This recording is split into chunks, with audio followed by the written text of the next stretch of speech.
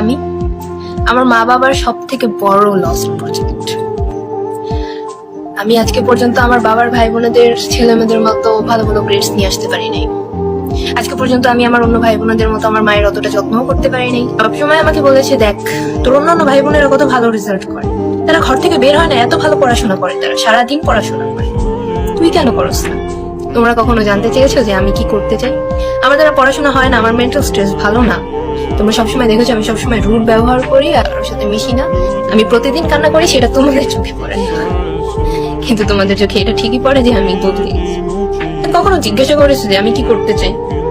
তারপর বলেছো তোর দ্বারা পড়াশোনা হয় না, তুই যেটা করতে চাস আমাদের বল, আমরা তোকে সাপোর্ট দেবো, চেষ্টা কর। কখনো জিজ্ঞাসা করোনি তোমরা, বিকজ তোমাদের দরকার হয়নি। তোমাদের দরকার তো শুধু ভালো গ্রেডস, কম্পিটিশন। আমি জানি না আমি কতটুকু পারছি আমার মা বাবার এটা ফিল করানোর জন্য যে আমি চেষ্টা করি তাদের ভালো রাখার জন্য, তাদের ভালো দেখার জন্য, কিন্তু আফসোস যে আমার মা বাবা কখনো দেখেন। আমি আমার স্বপ্নগুলোর সব বিসর্জন দিয়ে দিছি, সেটা তারা দেখে না, দেখে শুধু আমি খারাপ হয়ে যেতেছি, দিন দিন আমি খারাপ হয়ে যেতেছি। আমি খারাপ এই জন্য হয়ে যেতেছি যে আমার স্বপ্নগুলোর দাম কারো কাছে ছিল না। আমি যেটা পারতেছি না আমার সেটা জোর করে করানো হইতেছে, আর আমি যেটা চাইতেছি সেটার কোনো ভ্যালু নেই কারো কাছে। আমি জানি আমি খারাপ মেয়ে, আমি মানতেছি আমি খারাপ মেয়ে। তোমরা ভালো তো, তোমরা ভালো থাকলেই হবে। আমি খারাপ ম্যাটার করে না, আমি জানি আমি খারাপ, আমি অনেক খারাপ। Thank you.